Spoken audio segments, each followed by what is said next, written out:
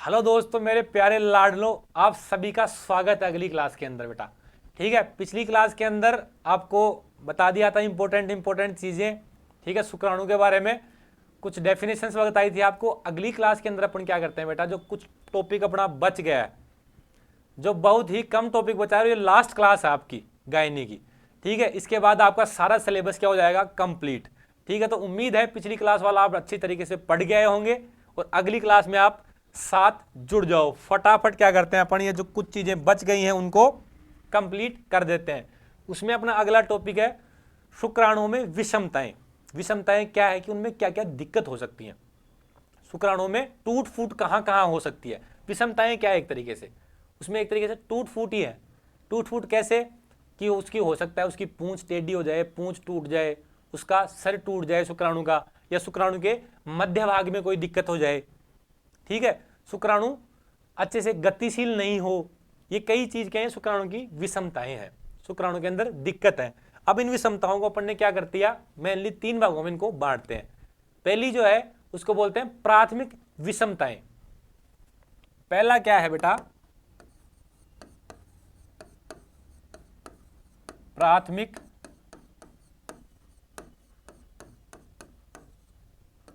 विषमताएं, जिसको इंग्लिश में क्या बोल देते हैं, प्राइमरी अबनॉर्मेलिटी। प्राइमरी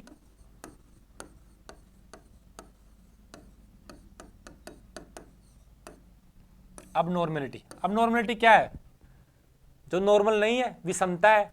अब ये प्राइमरी क्या है कि बेटा अगर सेमिनिफेरस नलिका के अंदर या जर्मिनल एपिथेलियम के अंदर उत्पन्न कोई विकार हो, जैसे कि जब शुक्राणु बनता कहां है, शुक्राणु कहां बनता है बेटा, सेमिनिफेरस नलिका के अंदर बनता है, या क्या कह सकते हैं उसको कि जर्मिनल एपिथेलियम से बनता है। तो बेटा अगर जहां बन रहा है वहीं कोई उसके अंदर दिक्कत आ गई, बनने के अंदर ही उसको अंदर कोई दिक्कत आ गई, विषमता आ गई, अबनॉर्मलिटी आ गई, तो उसको अपन क्या कहेंगे, प्राथमिक विषमता।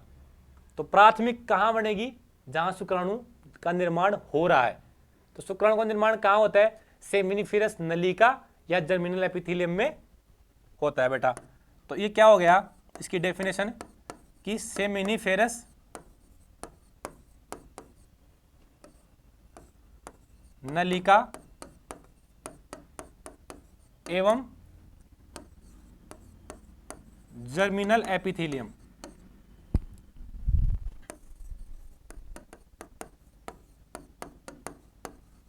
में उत्पन्न विकार। ठीक है, इन्हीं के अंदर उत्पन्न विकार हो रहा है, जहां ये निर्माण हो रहा है शुक्राणु का, वहीं अगर शुक्राणु का निर्माण सही तरीके से नहीं हो रहा, वहीं विकार उसके अंदर उत्पन्न हो गए, तो उसको क्या बोलेंगे, प्राथमिक विषमताएं बोलेंगे उनको। ठीक है, तो अगर एग्जाम में पूछ लें कि सेमिनिफेरस नलिका एवं जर्मिनल एपिथेलियम में उत्पन्न विकार को क्या कहते हैं, तो बेटा आप क्या कह दोगे, प्राइमरी अबनॉर्मलिटी या प्राथमिक विषमता। अब क्या होगी, द्वितीयक अबनॉर्मलिटी या द्वितीयक विषमता।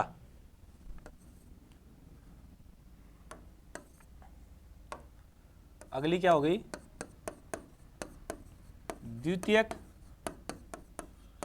विषमताएं, जिसको क्या बोल दिया अपन ने, सेकेंडरी अबनॉर्मेलिटी।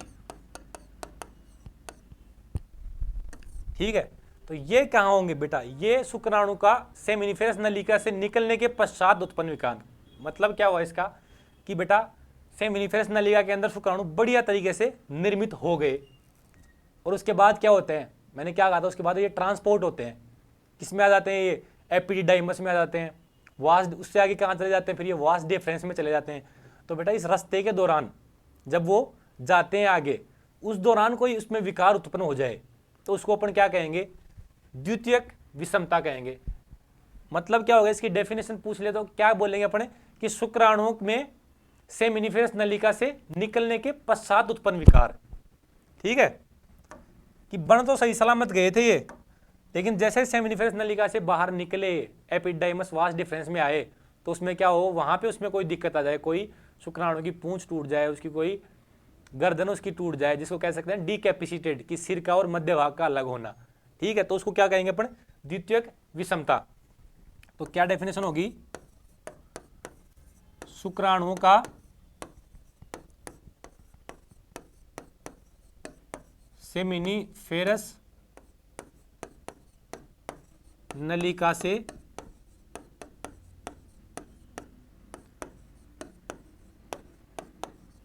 निकलने के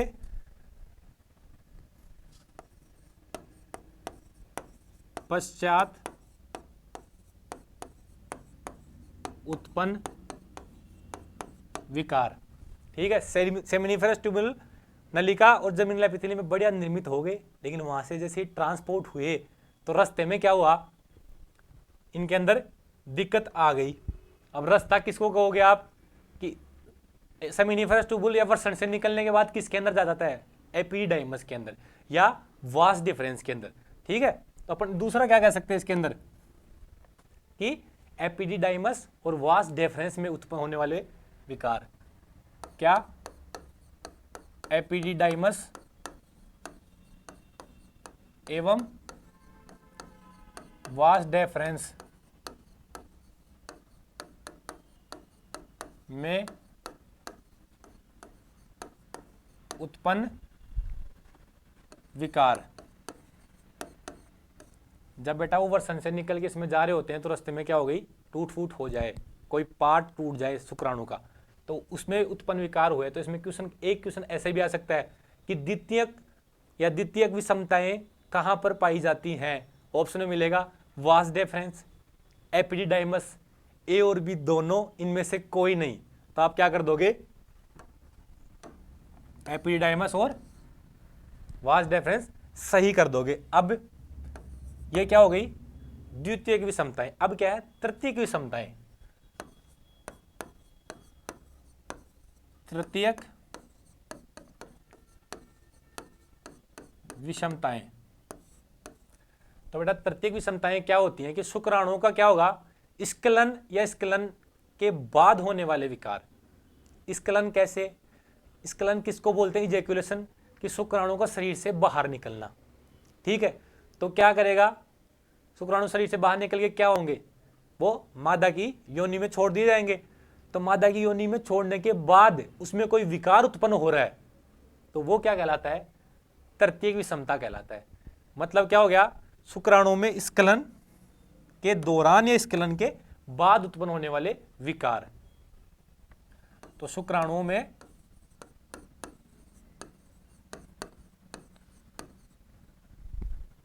स्खलन, स्खलन को क्या बोलते हैं बेटा अपन, इजैक्यूलेशन। इसकी डेफिनेशन भी मैंने आपको लिखाई थी बेटा, अरे आपको पक्का याद भी होगी। ठीक है, वह स्खलन के बाद उत्पन्न विकार, उत्पन्न होने वाले विकार।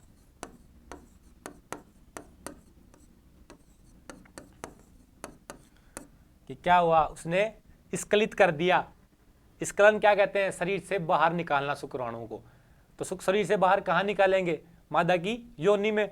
तो मादा की योनि में निकाल दिया, उसके बाद तो हो सकता है कि स्खलन के दौरान, जिस समय स्खलन हो रहा हो, शरीर से बाहर निकल रहे हो, उस समय क्या हो जाए, उसकी पूंछ टूट जाए, या उसके कोई मध्य भाग में दिक्कत हो जाए शुक्राणु के में, या शुक्राणु के सर अलग हो जाए मध्य भाग से।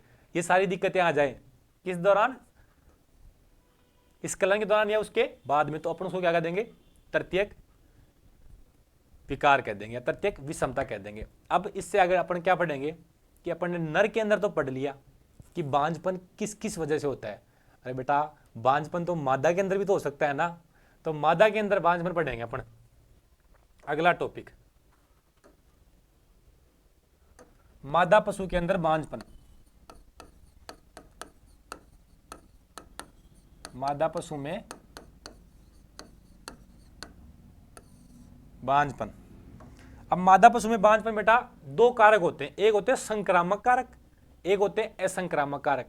जैसे कि मैंने आपको पहले बता दिया था कि संक्रामक और असंक्रामक का मतलब क्या होता है। अरे गुरुजी भूल गए हम तो उसको। अरे कोई बात नहीं बेटा, दोबारा बता देंगे। संक्रामक रोग, और दूसरा क्या कहेंगे अपन, असंक्रामक।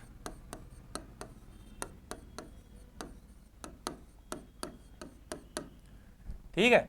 अब संक्रामक और असंक्रामक क्या होता है? संक्रामक ऐसे रोग जो एक जानवर से दूसरे जानवर में फैलते हो, उनको क्या कहते हैं अपन? संक्रामक रोग। और जो एक जानवर से दूसरे जानवर में नहीं फैले, मतलब क्या है कि अगर एक जानवर को है तो वो दूसरे जानवर को बीमारी नहीं फैलेगी। ठीक है, तो उसको क्या कर दिया अपन ने? असंक्रामक रोग। अब संक्रामक रोग कौन कौन से हैं? कि हो सकता है वो किसी जीवाणु के कारण हो रोग, हो सकता है किसी विषाणु के कारण रोग हो। तो अगर जीवाणु के कारण बात कर लो अपन पहले, जीवाणु रोग। ठीक है। अब जीवाणु से कौन कौन से रोग आते हैं? एक तो आता है ब्रुसेलोसिस, आपको बताए हुए हैं पहले भी है। ब्रुसेलोसिस किसकी वजह से होता है बेटा? ब्रुसेला की वजह से होता है ये। ठीक है। दूसरा क्या हो सकता है जीवाणु जनित रोग? कैम्पाइलोबैक्टीरियोसिस, जिसको क्या कहते हैं? विब्रियोसिस बेटा, कैम्पाइलोबैक्टीरियोसिस, जिसको अपन ने क्या कह दिया? विब्रियोसिस भी कहते हैं। ठीक है। अगला आपको बताया था कि लेप्टोस्पाइरोसिस, जिसको क्या कहते हैं? किसकी वजह से होगा लेप्टोस्पाइरोसिस? लेप्टोस्पायरा की वजह से होगा, आपको बताया हुआ है बेटा ये। ठीक है। चौथा क्या हो गया? लिस्टीरियोसिस, ये भी किसकी वजह से होगा? लिस्टीरिया की वजह से होगा। तो ये क्या है? जीवाणु जनित रोग हैं। तो ये रोग हो जाएंगे ना बेटा, तो हो सकता है कि वो पशु को बांझ कर दें। ठीक है, मादा पशु क्या कर दें? बांझ कर दें। अब इसके नीचे और लिखने हैं, लेकिन वो अगले पेज में लिखेंगे। इससे साथ पहले अपन असंक्रामक रोग ले लेते हैं कि असंक्रामक कौन कौन से ऐसे रोग हैं जिनसे क्या होगा कि पशु बांझ हो जाएगा, पशु बच्चे पैदा नहीं कर सकता। ठीक है, मादा पशु। उसमें पहला आता है बेटा, और ये लगभग सारे आपको बताए हुए हैं, पहले समझाए हुए हैं कि इनका मतलब क्या होता है या इनको किस रोग में क्या दिक्कत आती है। तो पहला कौन सा अपना? White हीफर disease. White हीफर disease. तो बेटा इस व्हाइट हीफर डिजीज के अंदर क्या होता है? जो पशु होता है ना, वो बांझ हो जाता है। हो जाता क्या है? ये तो जन्मजात रोग है, आपको पढ़ाया भी था मैंने। किसके अंदर? अरे सफेद रंग की बिना सींग वाली गाय के अंदर होता है ये, हेरिडेटरी होता है, जिसको अपन कहते हैं अनुवांशिक कह सकते हैं जिसको। तो एक तो क्या होता है? White हीफर disease. ये व्हाइट हीफर डिजीज होगा तो क्या होगा? पशु बांझ होगा। अगला क्या? Free Martin.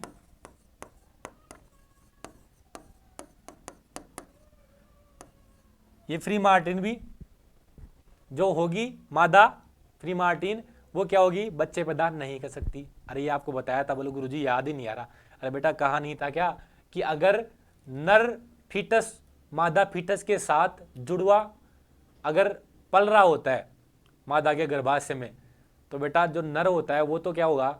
सही सलामत होगा, लेकिन जो मादा पैदा होगी उससे वो कैसी होगी? वो बांझ पैदा होगी। प्री मार्टिनिज्म के नाम से आपको मैंने पहले एक चैप्टर के अंदर, एक क्लास के अंदर आपको पढ़ाया था। ठीक है। तीसरा क्या कंडीशन हो सकती है इसमें? Ovarian aplasia. ठीक है, ओवेरियन एप्लासिया। अरे अभी थोड़ी देर पहले ही समझाया था मैंने। ओवेरियन मतलब अंडाशय, एप्लासिया मतलब कि विकसित नहीं हो। तो अगर अंडाशय बेटा विकसित ही नहीं हो तो अंडे कहाँ से बनेंगे? और अगर अंडे ही नहीं बनेंगे तो वो माँ कैसे बनेगी? वो तो क्या होगी? बांझ होगी। तो ये क्या हो गया? ओवेरियन एप्लासिया भी हो सकता है, या ओवेरियन हाइपोप्लासिया। हाइपो मतलब कम विकसित होना। ठीक है, तो बेटा अगर अंडाशय कम विकसित होंगे तो ढंग से एग पैदा नहीं कर पाएंगे। ठीक है, अगर एग पैदा नहीं बना नहीं पा रहे वो, तो उसमें क्या होगी? दिक्कत हो जाएगी बेटा, फिर वो बच्चे पैदा नहीं कर सकते। ठीक है। अब क्या हो गया? एक पार ओवेरियन या पैरा ओवेरियन सिस्ट कहते हैं जिसको अपन। पैरा ओवेरियन सिस्ट, ठीक है। और आखिरी जो बच गया जिसका जो क्या है असंक्रामक रोग है उसको कहते हैं अपन हर्मेफ्रोडाइट। हर्मेफ्रोडाइट की अभी बताया था आपको, क्या बताया था, और अभी याद होगा अभी बताया वो तो, हर्मेफ्रोडाइट मतलब क्या कि वृषण और अंडाशय का एक ही पशु में होना, एक ही जंतु के अंदर दोनों चीज मिल रही है, तो उसको क्या कह दिया था अपन ने, हर्मेफ्रोडाइट कह दिया। तो बेटा ये जो 6 कारक हैं ये क्या है, ये असंक्रामक रोग हैं जो पशु को, मादा पशु को बांझ बनाते हैं। तो बेटा ये एग्जाम में पूछे जा सकते हैं सीधे कि मादा पशु में, मादा पशु के बांझपन के असंक्रामक कारक हैं या मादा पशु के बांझपन के कारक हैं, तो ये सारे कारक क्या हैं, असंक्रामक कारक हैं जो मादा पशु को क्या करते हैं, बांझ बनाते हैं। ठीक है, तो बेटा ये तो 6 ही हैं सिर्फ, लेकिन इधर क्या है जो संक्रामक है उसमें अपन को जीवाणु रोग तो बता दिए थे। अब प्रोटोजोआ और विषाणु से कौन कौन से रोग होते हैं वो आपको और बताएंगे। तो इसी में कंटिन्यू, जीवाणु वाले तो बता दिए थे आपको इधर, ठीक है। दूसरा क्या है, प्रोटोजोआ,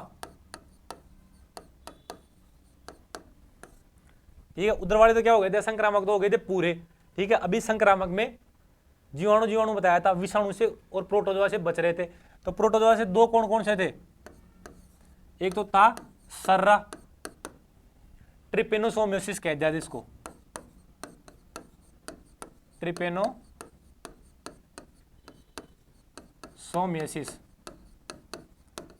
जो किसके जैसे होता है, ट्रिपेनोसोमा इवांसाई की जैसे होता है। अरे बेटा ये आपको ये भी पीछे बता रखा था, अगर आपने अच्छे से पढ़ा हुआ है तो आप इसको भूले नहीं होंगे। या क्या हो सकता है दूसरा रोग कौन सा है, ट्राइकोमोनास,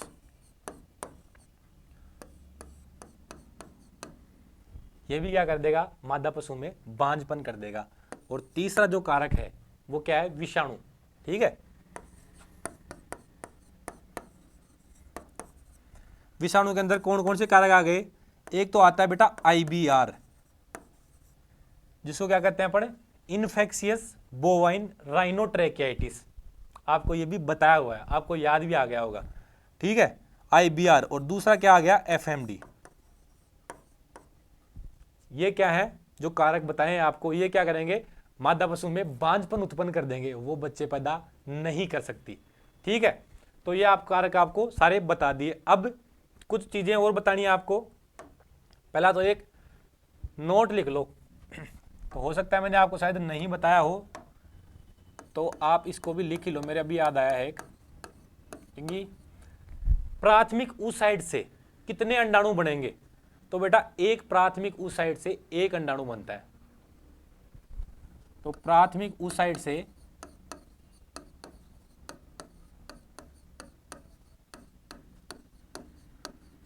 एक अंडाणु बनता है।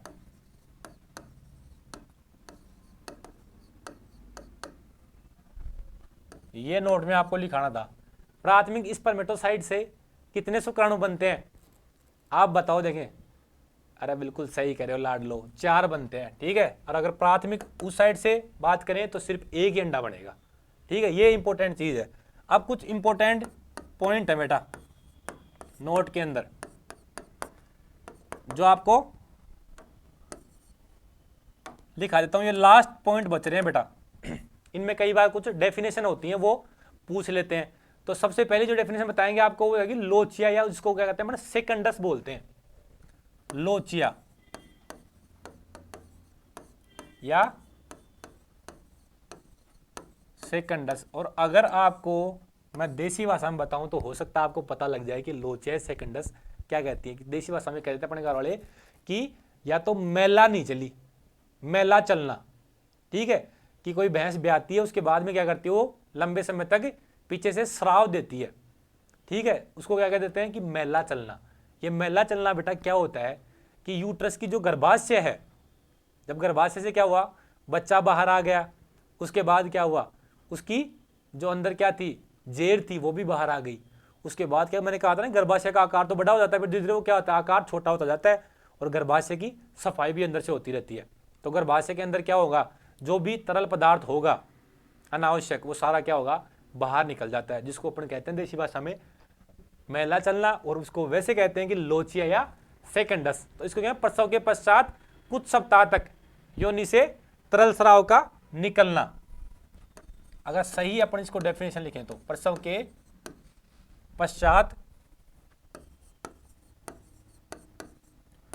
प्रसव के कुछ सप्ताह पश्चात तक लिख लो, प्रसव के कुछ सप्ताह पश्चात, यानी प्रसव के पश्चात कुछ सप्ताह तक तरल पदार्थ का योनि से स्रावित होना।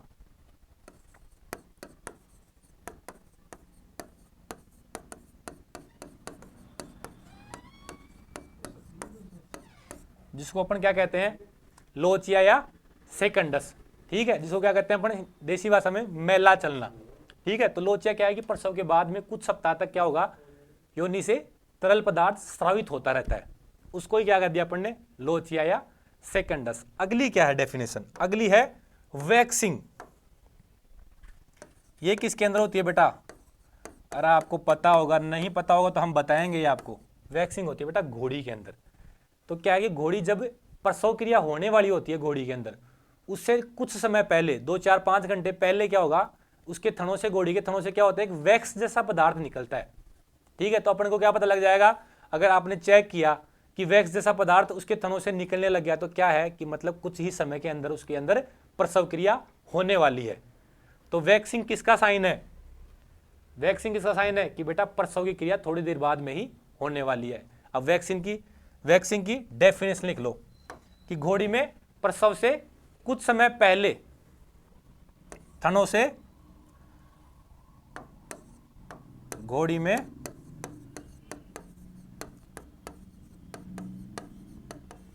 प्रसव के कुछ समय पहले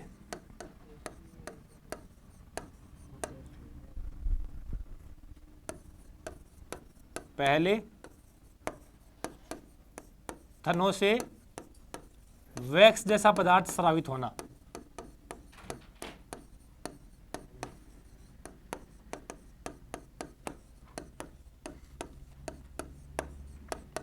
ठीक है, घोड़ी के थनों से कैसा हो रहा है, वैक्स जैसा पदार्थ अगर स्रावित हो रहा है तो उसको अपन क्या कह देंगे, उसको वैक्सिंग कह देते हैं। ठीक है, तो मतलब क्या है, ये घोड़ी कुछ ही देर के अंदर बच्चा देने वाली है। ठीक है, अब अगला क्या है कि अपन मृत और जीवित शुक्राणुओं की गणना करते हैं, तो उसके अंदर कौन सी डाई उपयोग में लेते हैं, जिससे पता लग जाए कि ये तो शुक्राणु है मृत भाई साहब, और ये क्या है शुक्राणु जिंदा। तो इसका पता लगाने के लिए अपन एक डाई उपयोग में करते हैं, उसको बोलते हैं इओसिन निग्रोसिन डाई। तो कई बार ये भी एग्जाम में पूछ लेते हैं, मृत एवं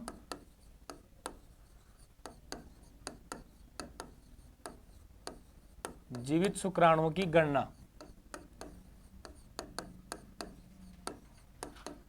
किस डाई के माध्यम से करते हैं बेटा, उसका नाम है इओसिन निग्रोसिन डाई।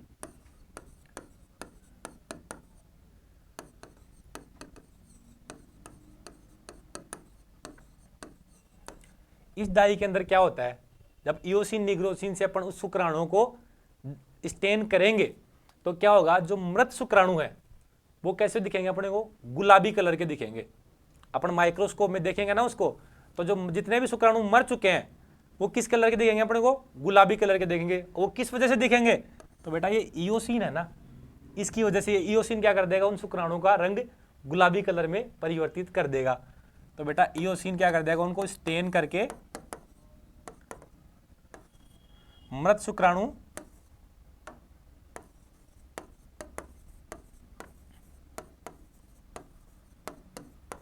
का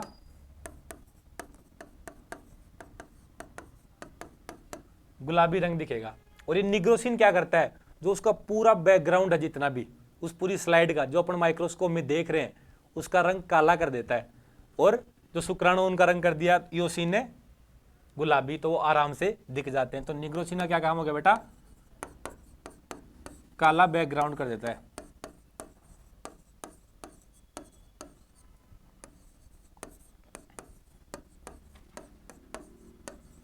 तो क्या कर लेंगे अपन, किससे गणना कर लेंगे, ईओसिन निग्रोसिन डाई से।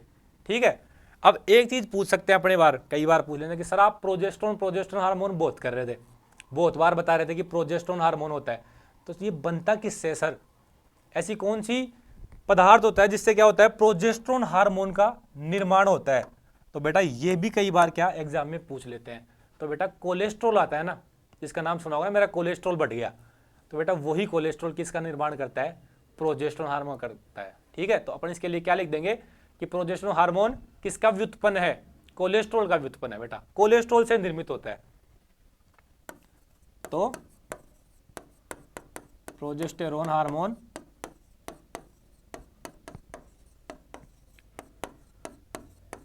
कोलेस्ट्रॉल का व्युत्पन्न है। तो अब देखो कोलेस्ट्रॉल खराब ही खराब नहीं होता बेटा, कि ऐसा नहीं है कि हमेशा ही खराब रहे, ये तो क्या कर रहा है, प्रोजेस्टेरोन हार्मोन का निर्माण भी करता है। जो बेटा प्रोजेस्टेरोन निर्माण होगा तभी तो क्या होगा, जानवर प्रेग्नेंट होगा, यही तो क्या करेगा, प्रेगनेंसी को मेंटेन करेगा, और प्रेगनेंसी को मेंटेन करेगा तभी तो बच्चा इस दुनिया में आएगा। ठीक है, एक बेटा क्या होता है, एग्जाम में पूछ लेते हैं कि वृषणों की संरचनात्मक और क्रियात्मक इकाई क्या है। टेस्टिस की संरचनात्मक और क्रियात्मक, संरचनात्मक मतलब जो उनका निर्माण करती है, और क्रियात्मक मतलब जो उसका कार्य है वृषण का, वो कार्य करती है। कार्य क्या है बेटा, अरे शुक्राणुओं का निर्माण करना, ये तो आपको डिटेल में बताया हुआ है, शुक्राणुओं का निर्माण करना या टेस्टोस्टेरोन हार्मोन को स्रावित करना। तो बेटा कई बार ये भी एग्जाम में पूछ लेते हैं कि वृषण की संरचनात्मक एवं क्रियात्मक इकाई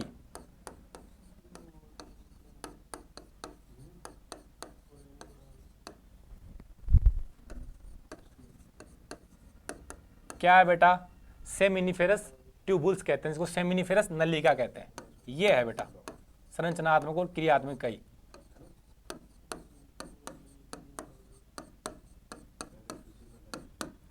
ठीक है, सेमिनिफेरस नलिका क्या है, संरचनात्मक और क्रियात्मक इकाई। एक चीज और है बेटा जिसको कहते हैं पंपिनिफॉर्म प्लेक्सस। जो मैंने क्या कहा था कि स्क्रोटम का तापमान क्या होता है, शरीर के तापमान से कम होता है। तो शरीर को तापमान को कैसे कैसे नियंत्रित होता है, जैसे एक तो क्या होती है, उसकी स्किन क्या होती है वृषण की, सर्दियों में तो क्या होती है, इकट्ठी हो जाती है, तो वृषण ऊपर चले जाते हैं।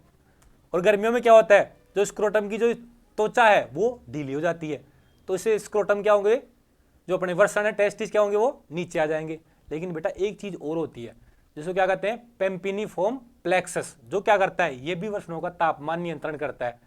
ठीक है, तो ये भी एक इंपॉर्टेंट चीज है, पेम्पिनिफॉर्म प्लेक्सस। अरे ये क्या करता है बेटा, वृषण का तापमान नियंत्रण का कार्य करता है।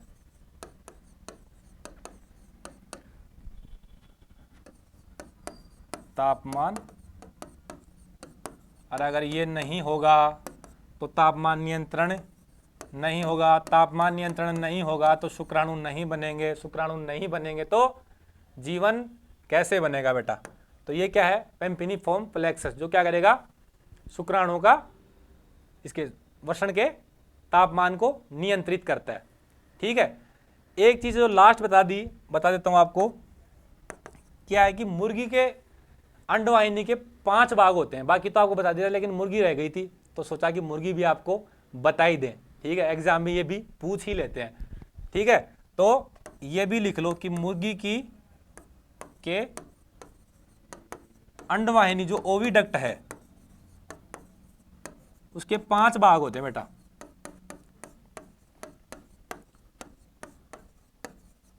ठीक है, 5 भाग कौन कौन से होते हैं, चलो नाम भी लिख लो। पहला क्या है, इनफंडिबुलम। ठीक है, पहला क्या है, इनफंडिबुलम। दूसरा क्या होता है, मैग्नम।